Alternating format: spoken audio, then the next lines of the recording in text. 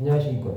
오늘은 로마서 14장 1절에서 2절의 말씀으로 믿음이 연약한 자를 받으라 하는 제목으로 하나님의 말씀을 나누고자 합니다.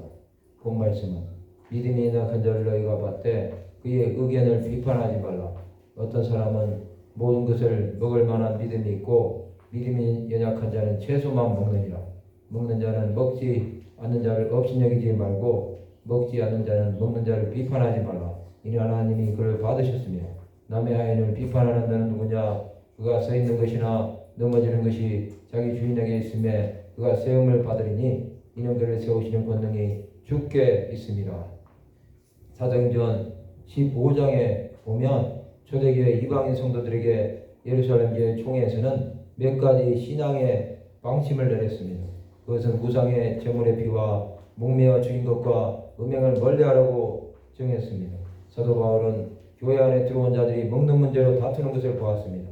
그러나 이것은 성도의 덕을 세우지 못하는 것입니다. 먹는 자와 먹지 않는 자는 예수 안에 거하느냐 거하지 않느냐의 차이입니다.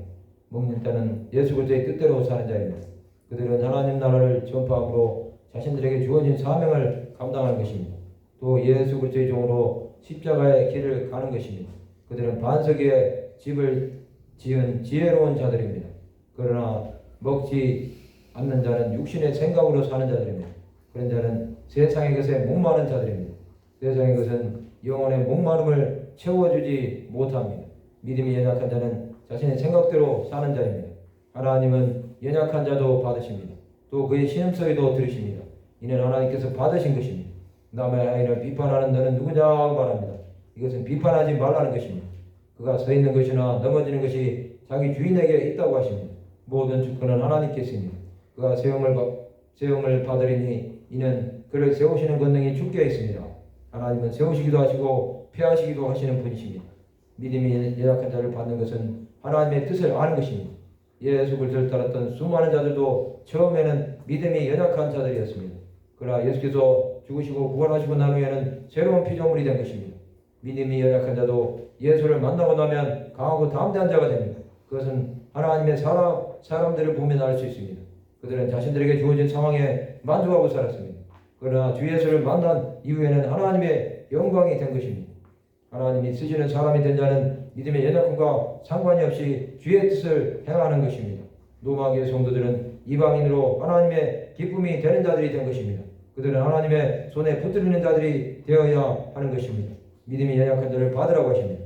또 모든 것을 먹을 만한 믿음이 있는 자들이 되어야 합니다. 이러한 삶을 살아감으로 하나님의 마음을 아는 자들이 되시기 바랍니다. 하나님은 약한 자는 약한 대로 강한 자는 강한 대로 사용하시는 것입니다. 성도 여러분, 믿음이 연약한 자를 비판하지 마시기 바랍니다. 그 성도도 언젠가는 다시 일어난다는 사실입니다. 이것을 바라보는 믿음이 있어야 합니다.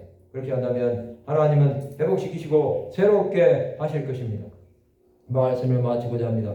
믿음이 연약한 자를 하나님의 긍휼로 받는 하나님의 백성들이 되시기를 주님의 이름으로 축원합니다.